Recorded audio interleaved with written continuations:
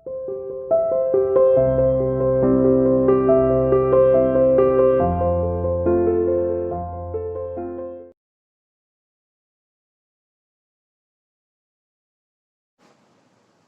to CR International School online classes. Hello bachcho, how are you? Hope everyone is fine and fit at home. Today I am here to take class 5th math chapter 7 fractions. बेटा हम अपनी exercise के आज आगे के sums करने जा रहे हैं. बेटा देखिए नेक्स्ट एक्सरसाइज का क्वेश्चन नंबर फर्स्ट. एक्सरसाइज 24 है ये. Which of the greater fraction in each of the following pairs? Greater fraction बतानी है. ठीक है, यानी हमें साइन अप्लाई करना है बेटा. ये साइन होते हैं ना, उल्टा साइन. ठीक है, तो हमें यहाँ पर ग्रेटर फ्रैक्शंस बतानी है.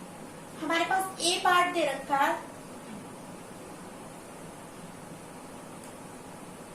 3/4 एंड 1/4. ये बताना है इनमें से ग्रेटर कौन सा है. ठीक है, देखिए बेटा जब हमारे पास इस टाइप की सिचुएशन में दो केस हो सकते हैं. हमारे पास न्यूमिनेटर अलग हो सकता है, डेनोमिनेटर इक्वल हो सकता है. ठीक है, उस केस में तो आपको सिंपल सा जैसे आप नॉर्मल करते हैं ना, आप न्यूमिनेटर पे ध्यान देंगे. डेनोमिनेटर दोनों का इक्वल है, इसको मत देखिए. न्यूमिनेटर पे ध्यान दीजिए. 3 बड़ा है या 1 बड़ा है बेटा? 3 बड़ा होता है ना, तो 3 की साइड साइन लगा दीजिए ग्रेटर का. ठीक है, तो देखिए बेटा कौन सा बड़ा है इसमें? 3/4. इट मीन्स 4 को हमने नहीं देखा, इसके डेनोमिनेटर को हमने नहीं देखा. हमने 3 और 1 में से बताया है कौन सा ग्रेटर है. 3 और 1 में से कौन सा बड़ा होता है बेटा? कौन सा ग्रेटर होता है? 3. तो उसकी साइड हमने इस टाइप से साइन अप्लाई कर दिया. और 4 तो बस नीचे ऐसे ही लिख दीजिए डेनोमिनेटर. ठीक है,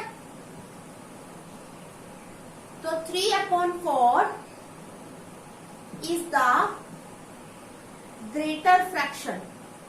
हमें क्वेश्चन में ग्रेटर फ्रैक्शन बतानी थी ना, तो 3/4 जो है वो हमारी ग्रेटर फ्रैक्शन है. ठीक है, इन दोनों में से.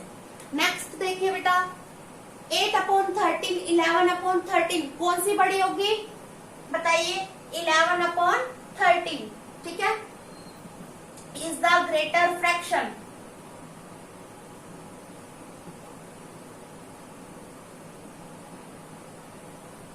बेटा जब डेनोमिनेटर दोनों का इक्वल होता है और न्यूमिनेटर डिफरेंट होता है तो हम नॉर्मल करते हैं क्वेश्चन को, जैसे हम पहले करते थे.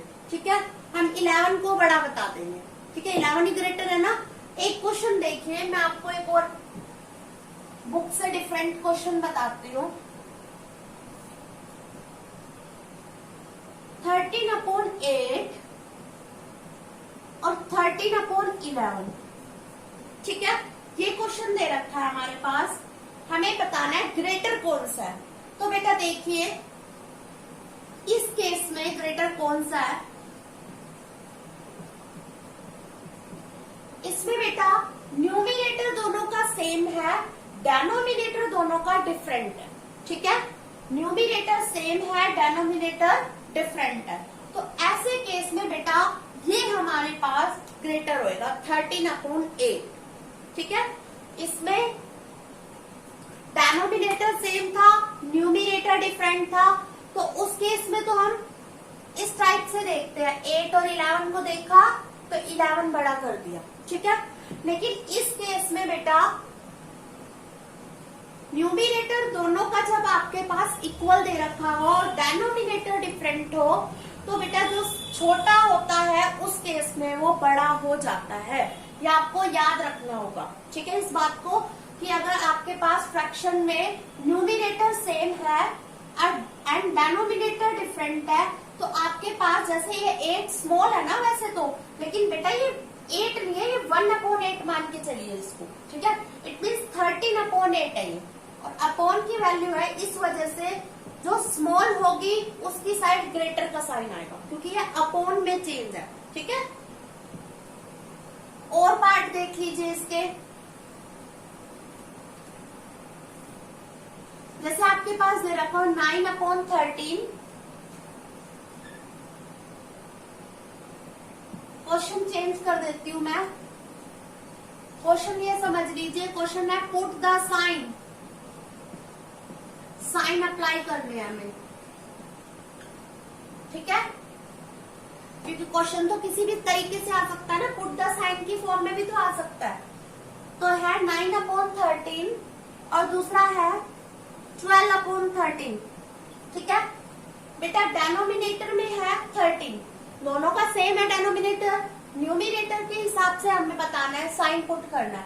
तो बेटा बताइए 9 बड़ा होता है 12 बड़ा होता है? 12 बड़ा होता है, ठीक है।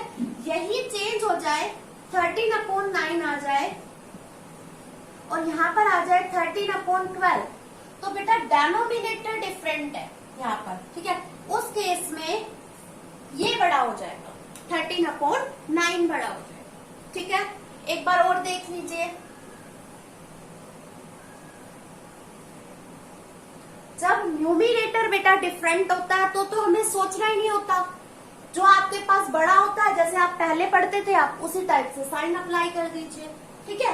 लेकिन जब डेनोमिनेटर डिफरेंट आता है, न्यूमिनेटर इक्वल होता है, उस केस में अपोजिट साइन यूज करते हैं, ठीक है।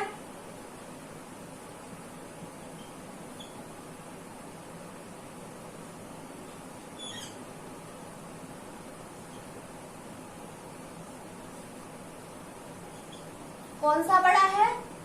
16/63, ये ग्रेटर है, ठीक है। यही चेंजमेंट आ जाए तो 63/13, 63/16, ठीक है। अब कौन सा बड़ा होएगा? 63/13।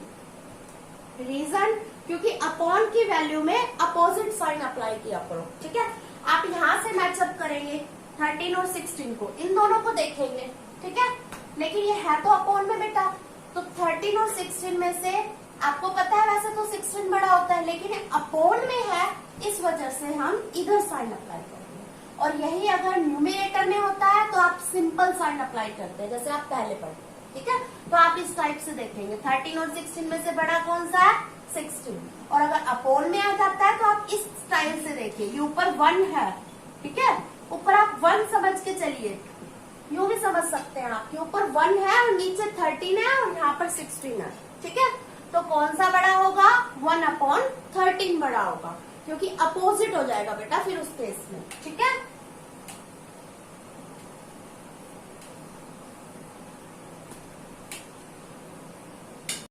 नेक्स्ट क्वेश्चन देखिए बेटा, question number 2, which of the smaller fraction in each of the following pairs, इनमें से स्मॉलर कौन सी है फ्रैक्शन?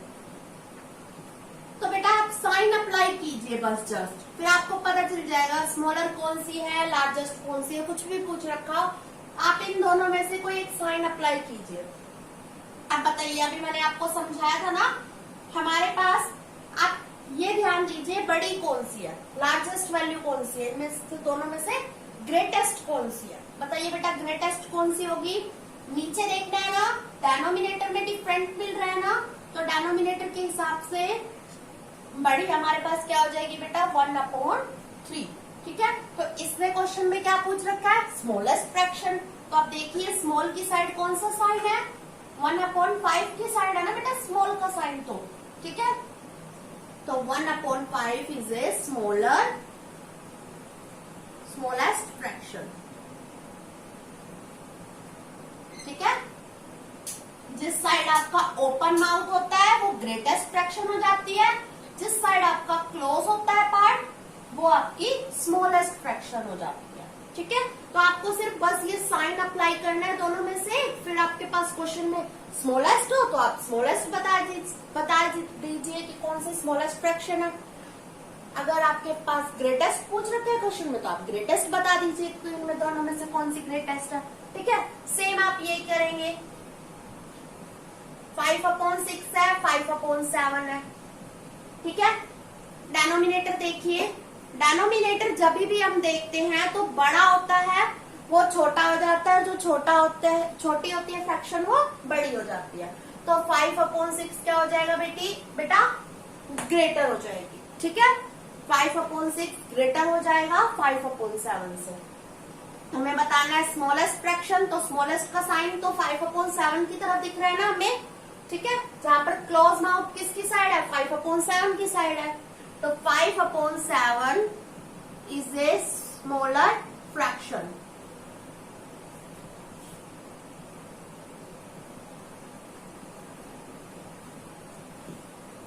ओके बेटा, क्वेश्चन नंबर 3 देखिए, अरेंज इन असेंडिंग ऑर्डर। साथ में मैं आपको डिसेंडिंग ऑर्डर भी बता देती हूँ, ठीक है, जो क्वेश्चन नंबर 4 है।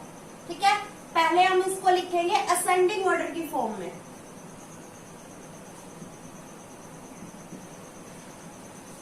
आप सबको अब बड़ा छोटा तो पता चल ही गया होगा कैसे निकालते हैं ग्रेटेस्ट और स्मॉलेस्ट फ्रैक्शंस। ठीक है, कौन सी ग्रेटेस्ट फ्रैक्शन है, कौन सी स्मॉलेस्ट है। तो असेंडिंग ऑर्डर क्या होते हैं बेटा, स्मॉलेस्ट से लार्जेस्ट की तरफ हम जाते हैं असेंडिंग में। ठीक है, तो देखिए इसका डेनोमिनेटर सेम है, इट मीन्स न्यूमिनेटर पे हम ध्यान देंगे। ठीक है, सबसे छोटा कौन सा है बेटा इसमें, 3/11। फिर कौन सा आएगा बताइए, फिर क्या आएगा बेटा, 6/11। ठीक है, अब हम असेंडिंग ऑर्डर में चल रहे हैं ना, तो बेटा बीच में साइन कौन सा लगाएंगे आप, ये वाला। ठीक है, ये स्मॉल है, ये लार्जेस्ट है। असेंडिंग में आप इस टाइप का साइन लगाते जाएंगे। अब देखिए बेटा, अब क्या आएगा, ये भी लिख दिया, ये भी लिख दिया। अब 7/11 आएगा ना। ठीक है, फिर क्या आएगा बेटा, अब आएगा 9/11, ये भी यूज हो गया। अब लास्टली क्या आ जाएगा बेटा, 10/11। ठीक है, हमने ये साइन क्यों लगाया है, क्योंकि ये हमारे पास स्मॉल है, ये उससे बड़ा है। सेम ऐसे ये स्मॉल है इन दोनों में से और ये बड़ा हो गया। ठीक है, इसलिए बीच में ये साइन अप्लाई करते हैं। असेंडिंग की तरफ आप यही साइन लगाएंगे। ठीक है, अब इसी को हम कन्वर्ट करते हैं डिसेंडिंग ऑर्डर में। डिसेंडिंग ऑर्डर क्या होते हैं बेटा, सबसे पहले सबसे लार्जेस्ट वैल्यू आती है, लार्जेस्ट से स्मॉलेस्ट की साइड जाते हैं हम। ठीक है, तो सबसे बड़ी कौन सी है इनमें से बताइए, 10/11। 10/11 सबसे बड़ी हो गई, लिख दिया। ठीक है, फिर क्या आएगी, 9/11। साइन कौन सा लगाएंगे बेटा, बड़ी कौन सी है, 10/11, तो ये वाला साइन लगाएंगे। ठीक है, डिसेंडिंग में आपका पूरे फ्रैक्शंस के अंदर हर फ्रैक्शन के बीच में यही साइन लगेगा।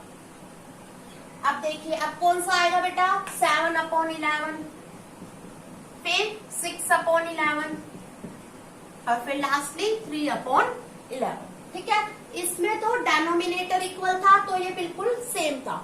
इसी टाइप से आपके कुछ क्वेश्चंस ऐसे भी होंगे जिसमें डेनोमिनेटर अनइक्वल होगा, मीन्स इक्वल नहीं होगा, तो वो आपको वैसे ही करना है जैसे मैंने आपको अभी ग्रेटेस्ट नंबर और लिस्ट नंबर निकालने सिखाए थे। ठीक है, तो ये एक्सरसाइज आपकी कंप्लीट हो गई। इस एक्सरसाइज को आप करके देखेंगे अपनी फेयर नोटबुक में, जो भी मैंने आपको वर्क करवाया है वो सारा आपको करके देखना है। थैंक यू बच्चों।